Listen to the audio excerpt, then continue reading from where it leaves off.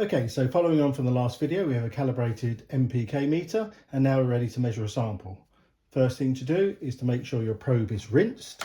So dip your multi-son probe into some deionized water, which is good to have designated on the right hand side. Wipe the probes, and now we're ready to take a sample. So take your sample. We require 50 mils. Get this as accurately as possible. So 50 mils into position 1. Now insert the probe into the sample.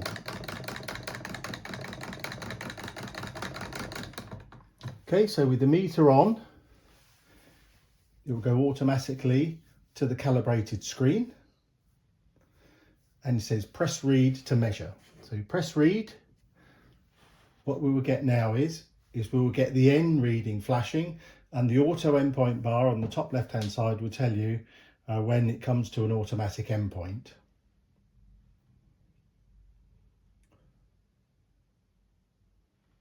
Now sequentially it does N first, and then K second, and then P phosphorus third. So we wait for the auto endpoint.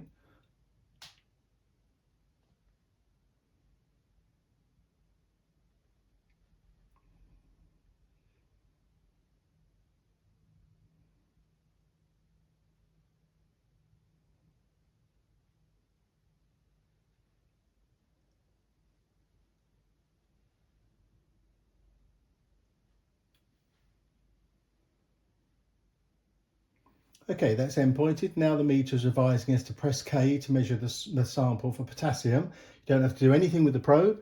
All you have to do is just press K, and now we'll get a reading for K. Now you can see the stable result is 95 parts per million nitrogen. If you wish not to do a P result, you can wait till the end of the K result and then press escape and just have 2 results for K. The next thing we will be doing is using reagent A to measure P. So while the K is stabilizing, it's a good idea to get the color-coded green syringe. Take 5 mils, again as accurately as possible. And now it's ready. It says add 5 ml of reagent A and stir. So at this point what we're going to do is remove the probe and place in the center empty beaker. Add 5 mils, press P. At this point, we need to stir the sample. The timer now counts down from 60 seconds. Okay, so give it a good stir.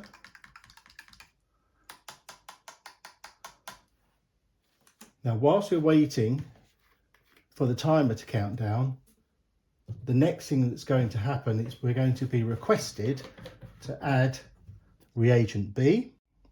So if we get ready now with our reagent B, we'll save time in the sample measurement. So again, B is color-coded red. Use the red syringe, and we're preparing 5 mils of sample of reagent B. Okay, we've got 5 mils there. And as it counts down to 0,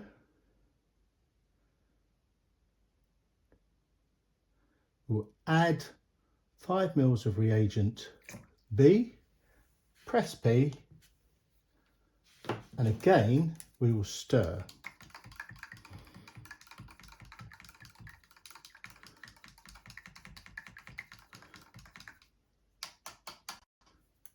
Okay, it's good to put the reagent away so you don't get the 2 wrong. At this point it can be a good idea to measure out 50 mils of your next sample to save time. We'll only show you 1 sample at this point. As you're nearing now, counting down to 0 seconds, you can take your probe, and when we are now ready, on around about 10 seconds, start stirring.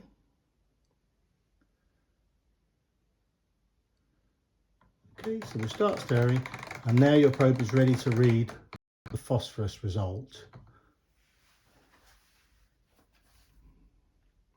Okay, so we've got 95 ppm nitrogen, 120 ppm potassium, and now we're looking at the phosphorus result. As you can see, it's 56 ppm. If you're happy with that result, you can see the table, you can press read, or you can wait for the auto endpoint for the instrument. As you can see, that's not changed, it's not moved. So we'll press read to freeze the result. Now it's asking you to press read for another sample, so we continue the same process with a new sample.